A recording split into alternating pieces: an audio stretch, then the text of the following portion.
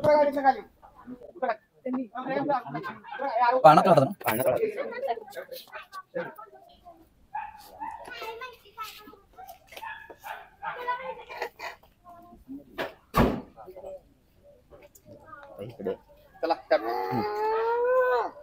आला पाहिजे तिने बोला की कोण बोलणार नाही जवळ आला पाहिजे तिने बोला जवळ आला पाहिजे काय म्हणलं कॅमेरा बोला की मध्ये येऊन बोला मध्ये बोला की आपण पाठवायचं आहे बघा SNJ ग्रुप आमचं चॅनल आहे युट्यूबला आणि आम्ही कोरोची येथे संतोषी माता महिला वृद्धाश्रम मध्ये आज शूटिंगला आलो होतो.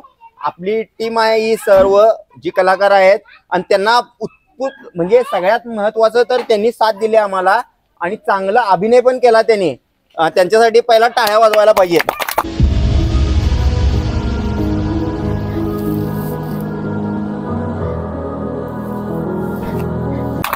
ज्या मावशीने आमच्यासाठी एवढं केलं आणि आमचे SNJ आमचे गुरु सर अब्दुल गौंडी ज्यांनी हा लेखक पटकथा यांचीच आहे. आपला वैदा मॅडमचा तर पहिला सत्कार करायला पाहिजे. असं खरोखर काम केलेलं आहे खरोखर. ते कुठल्या साईवर घडून ये काय ना जगातल्या कुठल्या आयांचा विश्वास तुझ्यावर राहणार नाही देवा. विश्वास राहणार नाही जरा सुद्धा विश्वास राहणार नाही तुझ्यावर. आणि खरोखर ही भावनिक कथा आहे.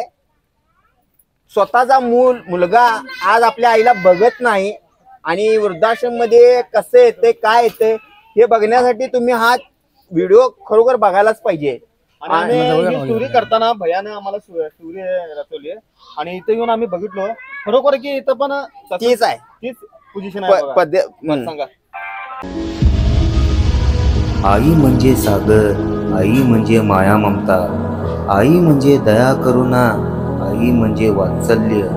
मुलासाठी तळहाताचा पाळणा फक्त आईच करू शकते.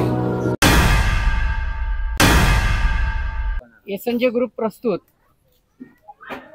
पाळणा तळ हाताचा या मराठी शॉर्ट फिल्मची सुरुवात ज्या वेळेला आम्ही केली आणि ठरवलं की बाबा समाजामध्ये आज आपण बघतोय की मुलगा स्वतःच्या आईला किती दुर्लक्षित करतोय आणि त्यातून ती बाहेरून आलेली सून जिला या घराविषयी काही सुद्धा माहीत नसतंय. फक्त नवरा आपल्या मुठीत राहावा म्हणून ती हे फक्त सगळं नाटक करत असती. हे आपण या समाजाला दाखवण्याचा एक छोटासा प्रयत्न केलेला आहे. आणि हा प्रयत्न करत असताना अपेक्षा सुद्धा मी बाळगलेली नव्हती की या चित्रपटासाठी मला इतके दिग्गज आणि इतके अभिनय सम्राट कलाकार मिळतील. आईच्या भूमिकेसाठी तर वैदा मॅडमांचा नादच करायचा नाही. आणि दुसरी गोष्ट मुलाची भूमिका ज्याने आतापर्यंत कधी मला वाटतं खरोखर आम्ही त्यांना कधी रडलेलं बघितलं नाही पण आज आईसाठी इतका रडला तो राकेश गांधी.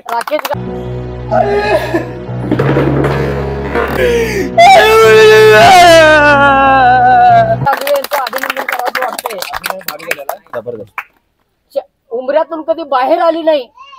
4 भिंतीच्या आत संसार मांडणारी एक स्त्री पण एक कडक सून म्हणून ज्या वेळेला ती आमच्या समोर आली त्यावेळेला खरोखरच ती सून अशा पद्धतीची आम्हाला तिचा गौरव करायचा.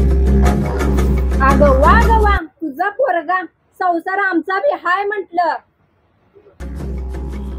आम्हाला बी आमचा संसार बघाय नको.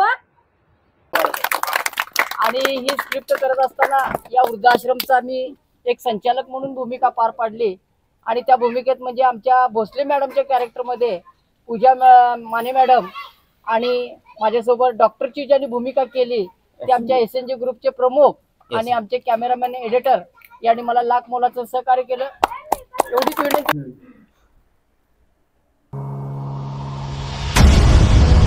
काय सांगताय काय बोलतो डॉक्टर करतो की अशीच कथा भावनिक कथा तुमच्यापर्यंत आम्ही घेऊन येऊ. SNJ ग्रुपच्या आम्हाला नक्कीच लाईक करा शेअर करा सबस्क्राईब करा. नमस्कार.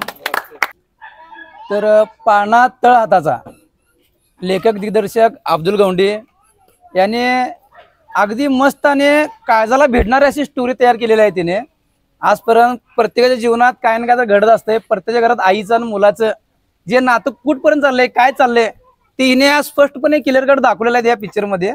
आणि प्रेक्षकाने भरपूर आवडीनं हा पिक्चर बघावा ही आमच्या SNJ ग्रुप तर्फे विनंती आहे तुम्हाला. आणि आईचं आणि मुलग्याचं जे नातं असते ते या पिक्चर मधून कळते. आणि जिथं जिथं खरोखर बाबा मुलगा किंवा सून आईवर अत्याचार करत असेल तर कुठेतरी थांबायला पाहिजे. हा असा आमच्या दिग्दर्शनाचा प्रयत्न होता. आणि आमच्या कार्याला सगळ्यांना तुमचा प्रतिसाद हवा हीच ईश्वरचरणी प्रार्थना. आई म्हणजे सागर, आई म्हणजे माया ममता, आई म्हणजे दया करुणा, आई म्हणजे वात्सल्य. मुलासाठी तळहाताचा पाळणा फक्त आईच करू शकते.